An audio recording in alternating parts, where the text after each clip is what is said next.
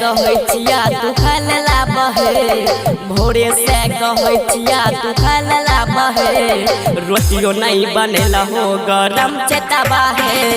भोरे से कहै छिया तू खाला बहे, रोटियो नहीं बनेला हो गरम चेताबा है।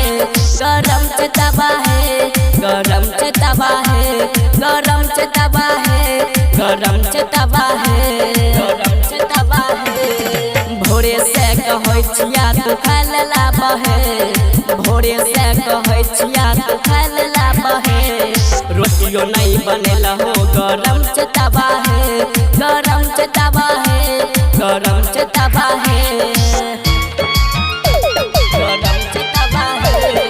Rimjhim recording studio Simri Bakhtiyarpur. DJ Sunny गरम चेताबा है।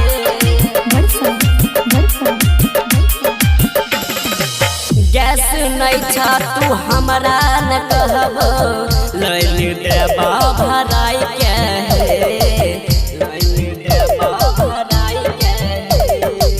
घर में हरदम रहै छ सुतल, तू छोबर हर जाई है, तू छोबर हर जाई है, तू छोबर। तोरा छोड़ दबा दोसर शादी कर लेबै, तोरा छोड़ दबा दोसर शादी कर लेबै, रोटियो नहीं बनेला हो गरम चेताबा है। भोरे से कहै छिया तू खाला बहे, रोटियो नहीं बनेला हो गरम चेताबा है। गरम चेताबा है, गरम चेताबा है, गरम चेताबा है, गरम चेताबा है, गरम चेताबा है। Rimjhim recording studio Simri Bakhtiyarpur. DJ Shiva गरम चेताबा है। बड़सम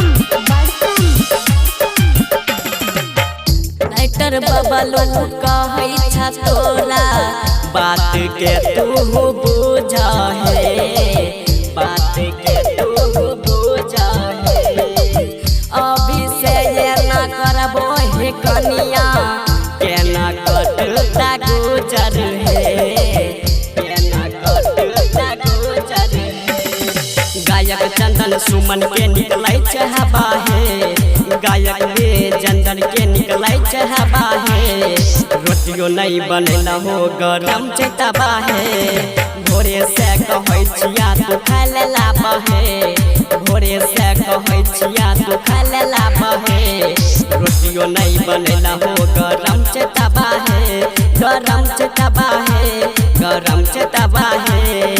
रिमझिम रिकॉर्डिंग स्टूडियो सिमरी बख्तियारपुर।